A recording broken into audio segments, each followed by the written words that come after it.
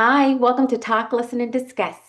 We have a lot to dive into. This should be the last of my Amy Bradley videos, at least for a while until something significant comes up.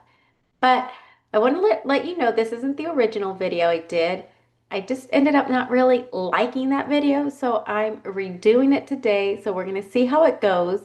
And where I'm going to start us off on is on the styleweekly.com article, part two. I'm going to put the link to it in my description of the video. I've shared this article with you before. It's one I find very compelling, and I think it's going to help me use as a guide to share with you why I believe what I believe happened to Amy Bradley. So, you ready to get into this? Me too. Let's go.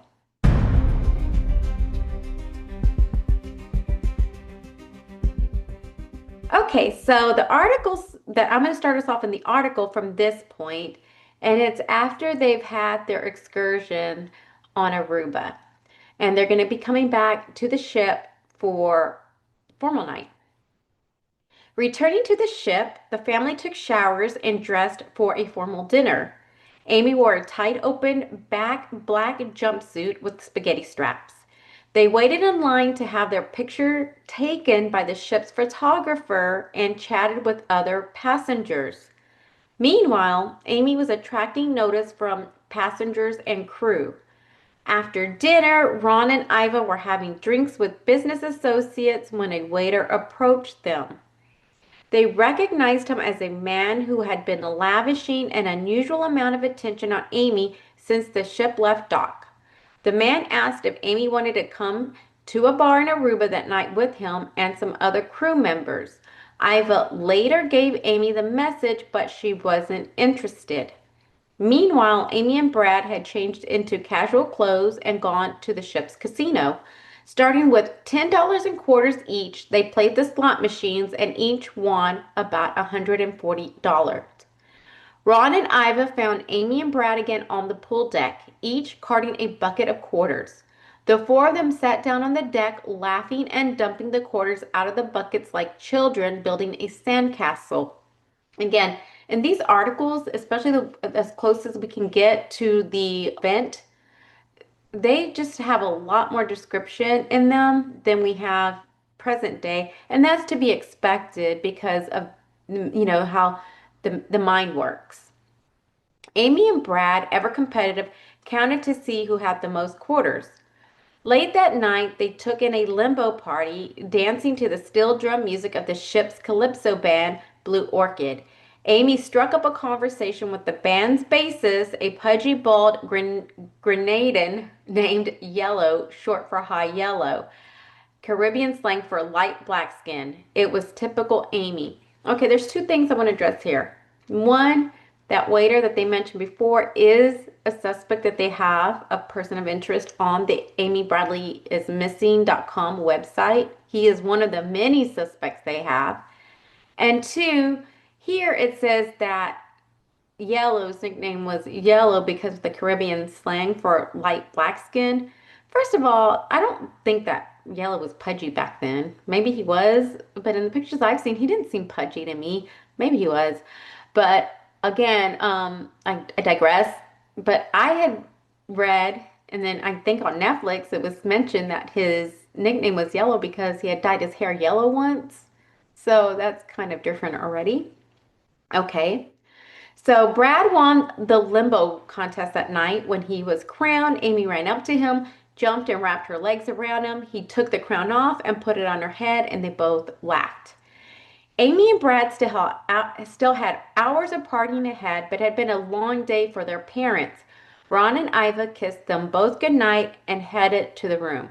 I love you. I'll see you in a little while, Iva told Amy. It was to be the last thing she said to her daughter. At about 2:45 a.m. on Tuesday, Ron Bradley woke up. Neither Amy nor Brad was in the cabin.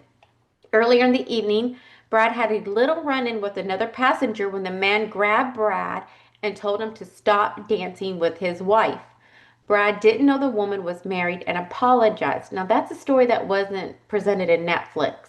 And I thought that that was a very interesting story because Wanting to make sure everything was okay, per this article, Ron sat up and told Iva he was going to check on Brad. Now remember, this article came out in April 1999, and this is the story that the family is sharing with StyleWeekly.com.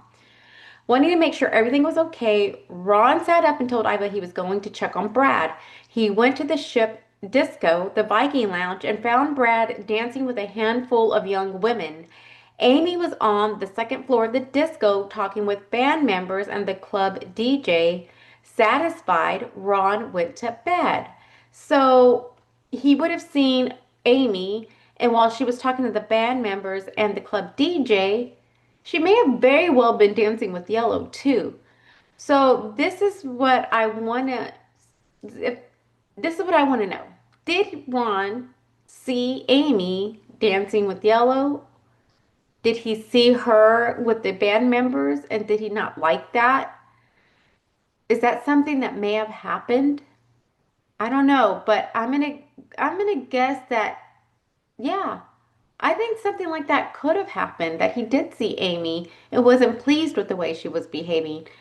I mean, we haven't heard this story anywhere else that he went to go check up on Brad because he was worried about Brad because the man would have been very upset with him dancing with, or, making a pass at his wife because Brad didn't know the woman was married. And then later, now this story was shared that Brad had been talking to some women. So when Ron saw him, he was talking with these women or dancing with these women.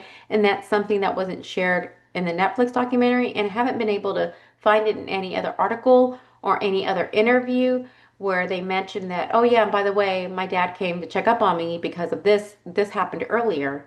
And I want to know, why wasn't that presented? Because that's an interesting story. Okay. So, about 3:45 a.m., Brad and Amy returned to the room. They went out onto the balcony to smoke, but Ron woke up because they had left on the bathroom light. He told Amy to turn it off, and the last thing he remembered before going to sleep was the glow of her marble light as she walked past. So, the dad woke up because they left the bathroom light on, and he told Amy to turn it off. Was the patio door open?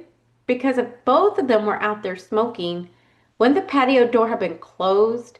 And if it was closed, did he just like yell out to them, "Hey, one of you needs to turn off the light," and they heard it through the closed patio door? Or was the patio door open? Okay, hold that there. Was the patio door open?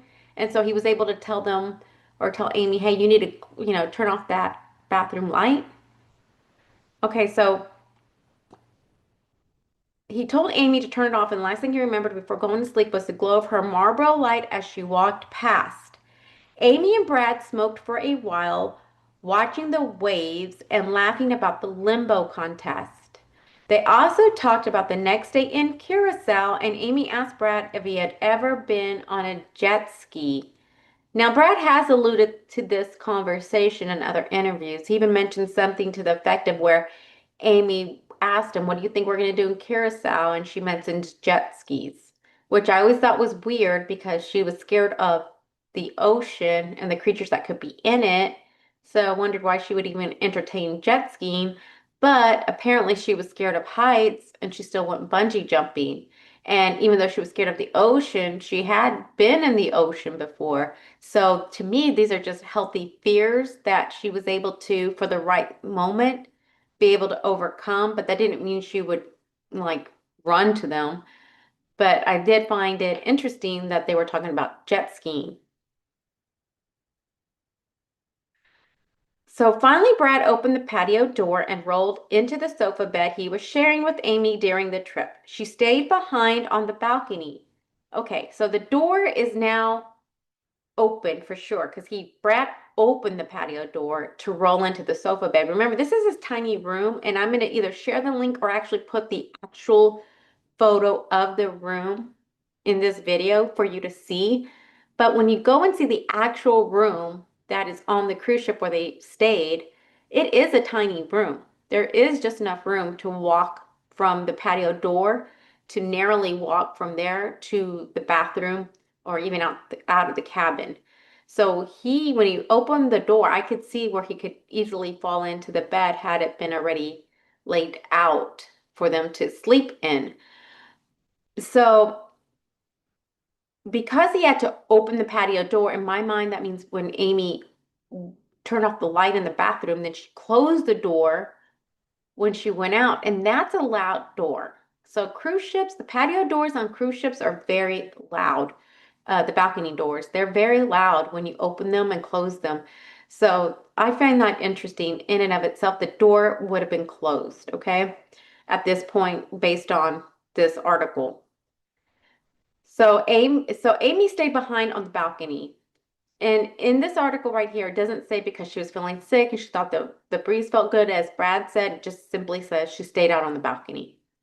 At about 5:30 a.m., Ron awoke and saw Amy's leg on the lounge chair on the balcony. Okay, so on that, when you look at the Netflix documentary, it shows a lounge chair, two upright chairs, and a little table with an ashtray on it. When you see the picture of the room that I'm either going to insert into this video or the link and you go there, you're going to see that it has that same setup, but we don't see, at least in the photo I saw, a lounge chair. The Netflix documentary, again, has the lounge chair, the two chairs, and the table. And I'm not sure if there was actually a lounge chair or if that was put in there for production, or if that lounge chair was really out there or not. But either way, when you see the way the room was positioned in the Netflix documentary, it shows the room the like opposite of what it really is on the cruise ship, meaning the bed is facing one direction, but in the cruise ship photo I'm going to show you, it's the other. So it's just basically the same room, but you just flip it.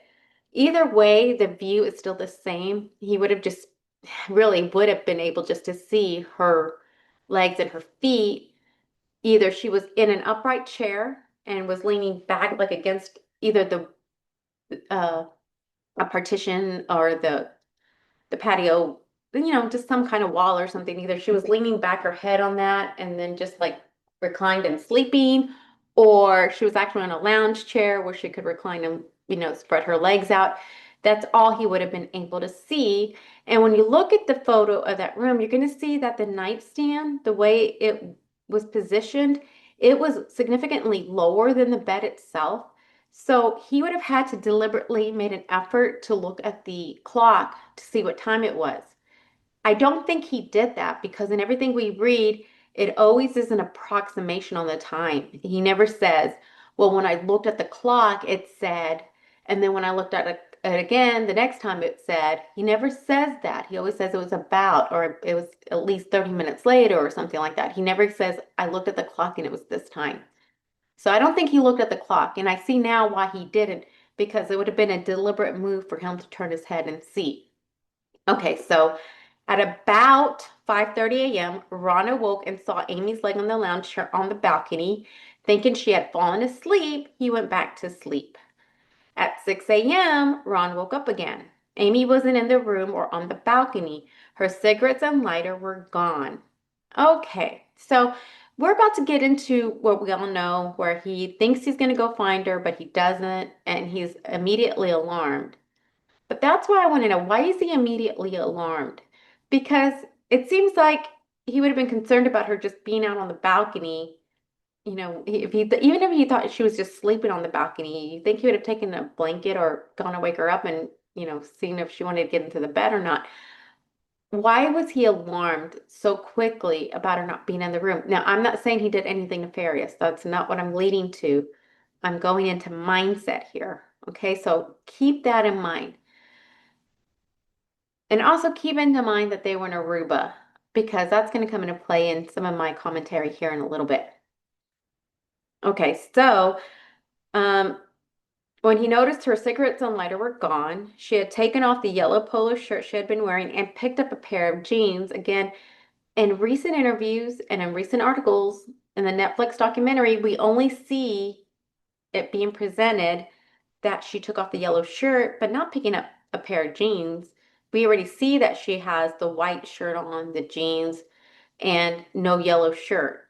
the yellow shirt is on the chair, but here we actually have it shared with us that she picked up a pair of jeans that may or may not be true. I don't know. Maybe it's hearing their story because that's the way they remembered it at the time, but definitely we know that yellow shirt was taken off. Ron looked for a note, Amy's habit before leaving anywhere, but there was none. There was not a note. Normally, Amy would have left a note if she would have been gone 15 to 20 minutes per Iva Bradley and per the family. That's what Amy did. And in this case, she did not do it. So if she left the room, did she not leave a note because she thought it would take her less than 15 minutes to do whatever it is she was going to do? Or did she just simply not leave a note because it just wasn't on her radar at that time? Taking care not to wake Iva or Brad, he put on his shorts and went up to the pool deck a level above to look for her. Now, the pool deck is considered a common area. And in the Netflix documentary, the common areas all had cameras. So, was there never a video showing her on the pool deck at that time or at any time? Was that camera not working, or did they simply not capture Amy on the video and that's why they didn't present it because she was never in that common area?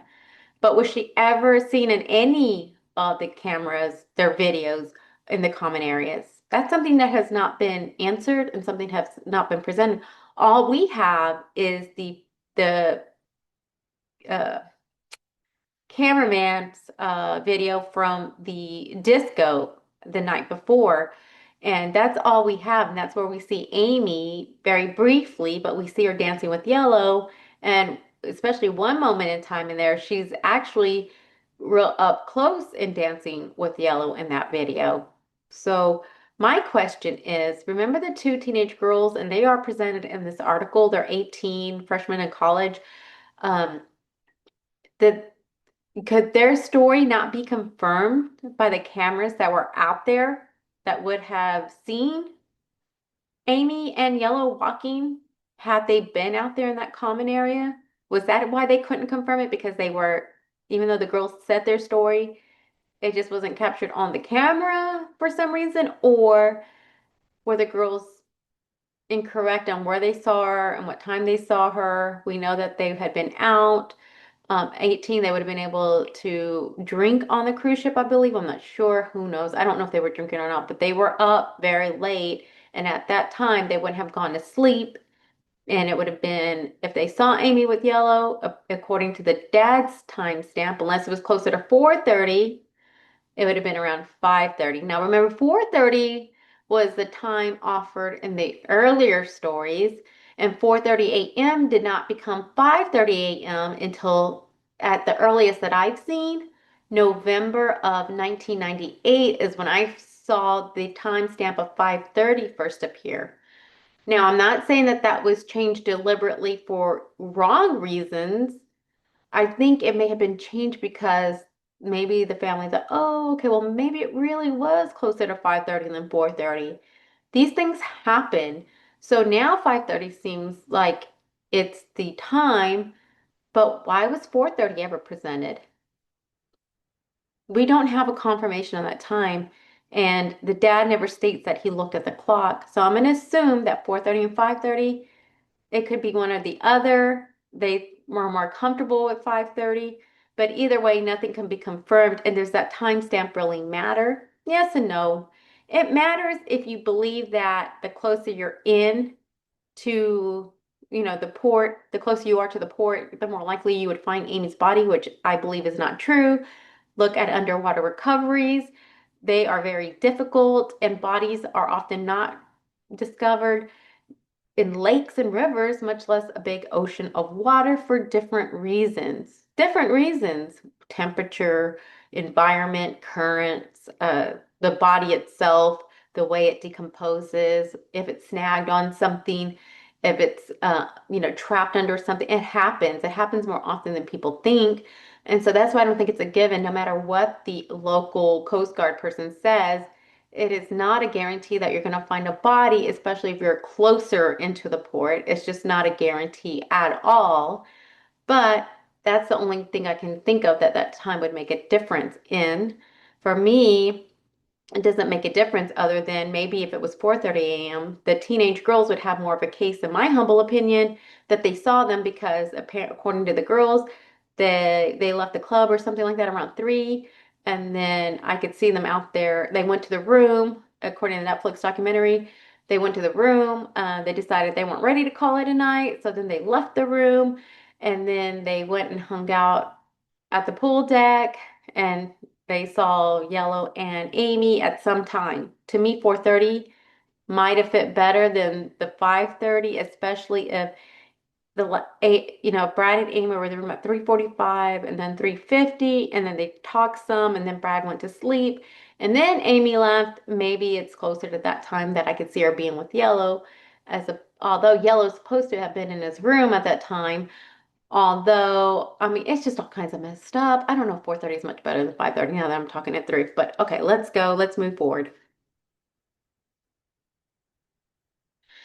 So it does say the ship was docked at Curaçao, having sailed into the island's canal less than an hour earlier. And Netflix, the FBI agent, the lady, she says that it was even an hour earlier than that, or an hour later than that. So that's an interesting thing that, you can plus or minus an hour on when the ship actually docked. So again, does that matter here or there? I don't know. I don't know. I think very negligibly. She wasn't on the pool deck. Ron looked other places with no luck. The more he walked and looked, the more uneasy he became. How long did he walk and look? Because having an adult 23-year-old on a big cruise ship like that, if you've been on a cruise ship, it takes a while to get from one side to the other, much less going from one floor to another, one level to another, one common area to another. There's so many common areas on a cruise ship. How long did he look for her, and when did he start becoming very worried? Because she's 23 and there's so many places a young adult could be, and it wouldn't even be in a very dangerous situation. It could just be somebody who's never been on a cruise ship who was bored waiting around in the room and just wanted to go live a little, walking out on the cruise ship. Okay. Do I think Ron had anything to do with it? No. I just find I'm very curious on why he was alarmed so quickly. Okay. On the way back to the room, he saw the ship's chief security officer standing at the elevator. Again, I've heard this story repeated by Brad, where he thought his dad told him that he thought it was weird that the chief security officer would just happen to be right there at the elevator. He thought that that was weird. In my opinion, he was inferring that maybe there was, an organizational thing. So many people were in on it, on having Amy kidnapped. But I only bring that up because it presents the chief security officer here. And then there's other stories where he doesn't even come in until hours later, the chief security officer. And Ron asked for help, and the officer nodded noncommittally, staying where he was. Nearly an hour had passed. Ron woke Iva and Brad. I've known him since I was 13. I've known him 32 years, and I've never seen him look like he looked. I didn't have any idea what was wrong, Iva recalls. He said, I can't find Amy. Again, this was an hour, 2 hours. I get that you're kind of like maybe curious why your 23-year-old is nowhere to be found, but on a cruise ship, I don't know if I leap to anything dangerous because it's a cruise ship. It's your daughter's first time. She's a young adult. The cruise ship's huge. There's a lot of places to be. Maybe you just happen to miss her when you're walking from one level to another. Why the alarm so quickly? Okay, again, I don't think he did anything. I just find it curious. Ron and Iva immediately went to the purser's desk and told them they couldn't find Amy and suspected foul play. They asked for help finding her. The ship employees told her it was too early, that an announcement would disturb the other guests. They asked to see a supervisor, who eventually agreed to make an announcement over the ship's loudspeaker. I get it. I know from the Netflix documentary, everybody thinks that the ship director and the captain were very callous and very frustrating, annoying, condescending. I get all of that, but they're seeing it the way I think some of us are seeing it. She's 23 years old. uh, they've seen a lot of drunk people. They've seen a lot of drunk people pass out here and there and everywhere, different rooms. I can see why they didn't immediately have that concern that something happened to her and that maybe she was going to be found wandering around the ship somewhere or that she may have gone to another room to drink. It happens all the time. So I can kind of see why they weren't as alarmed as the parents were because they've seen drunk people do stupid things all the time on cruise ships. While the Bradleys waited, a ship employee announced that the gangplank would be going down so passengers could disembark to Curaçao. I've begged them to leave it up so that in case someone had kidnapped Amy, they couldn't get her off the ship.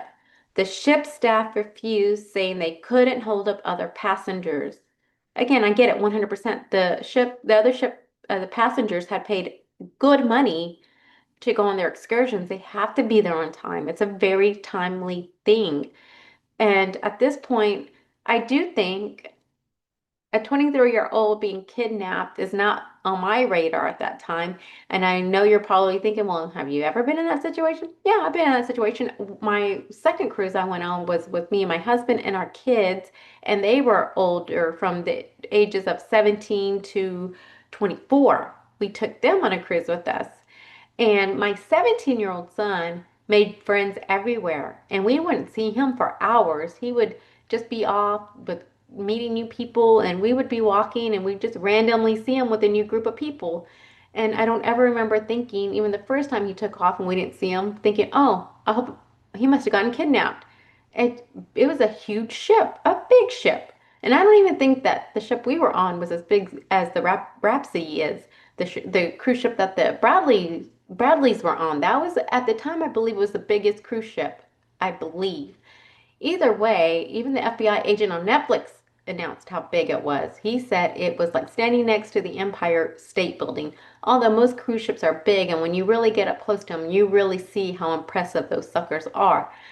But that's what I'm saying. I don't know.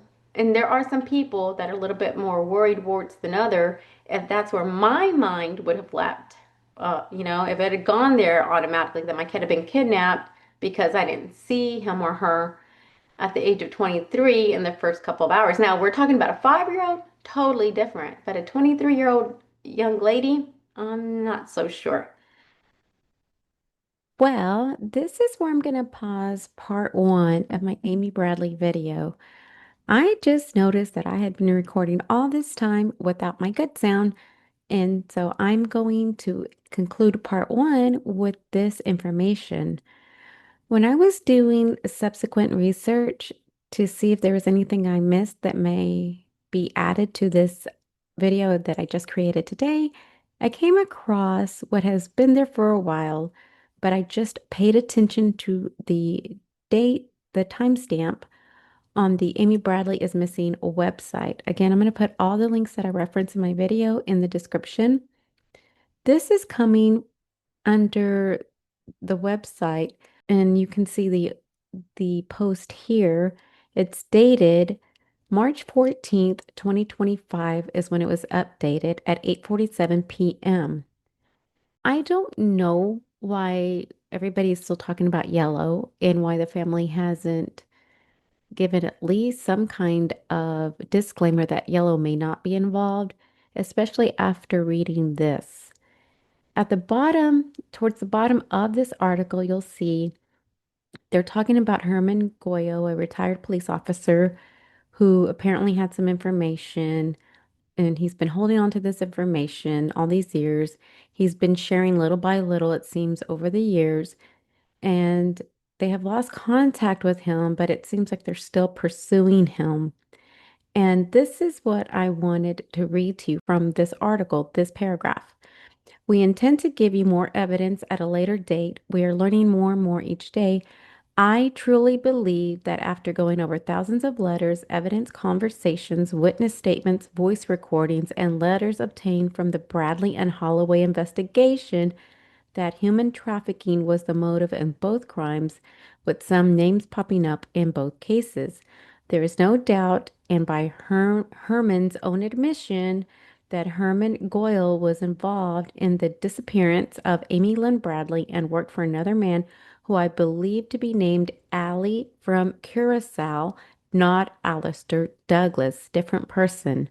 By causing interference and security for this man, Herman had opened a security company on the island. Golo, or I'm sorry if I'm not pronouncing that name right. It's Goilo, had already retired at the time of the abduction, so you must ask yourself, why would he know all this information and still to this day claim that he has seen Amy Lynn Bradley alive and well? Again, this is from the Amy Bradley is Missing website. As we know, the family is highly supportive of this website, and this was created by a web sleuth way from the get-go a while back. I cannot remember the person's name, but this is his site. He maintains it. He's heavily involved with the web sleuthing of this case. I don't know how directly involved he is with the family, but I do know they support this website. They always refer people to this website. So for this information to be on here is interesting, and yet we still do not have an update. The only update we received is the one that came out from the Hollywood Reporter that had nothing to do with Herman Goyo or Goylo, but it had everything to do with that bartender who apparently said Senorita Kidnap. And this is just one of those other things to throw into this case that just doesn't seem to make any sense. Okay, so stay with me. And if you listen to this part one, thank you for sticking with it. But stay with me for part two because there is more I'm going to present to support what I think happened to Amy Bradley.